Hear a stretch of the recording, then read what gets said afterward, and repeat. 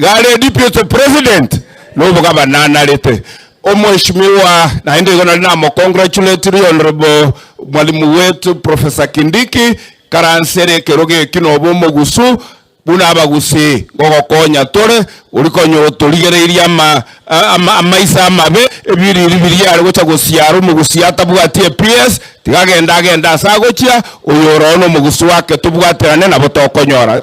Mheshimiwa wakili Stella, kwa niaba ya darasa lako tumeleta rambirambi na kukuambia in this journey we've walked together. Rise up and let life continue. Tenya sali litatu mina sagia na kubua mono na inu motokonya bugira ngorogoro egeti tali numwe kama ulire egeti kiende tali numwe kama ulire na inche konya matiangi obekire egeti firunga na inche gongulire egeti.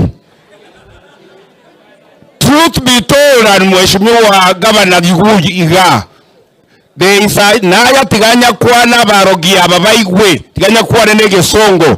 There is a conspiracy in this republic to try and make Gusii land airlocked. It cannot be possible that an airport at Suleka that was brought by the colonial government can now become no airport when we are an independent country. It cannot be.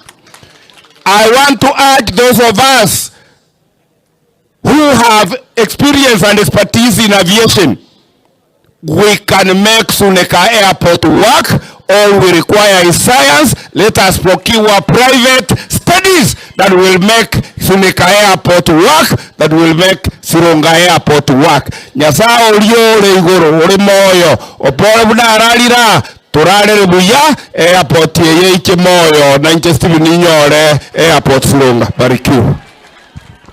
Biamono muchumbe Steve Mugaka ono nganchere morangeli oyo minto muchumbe o machoge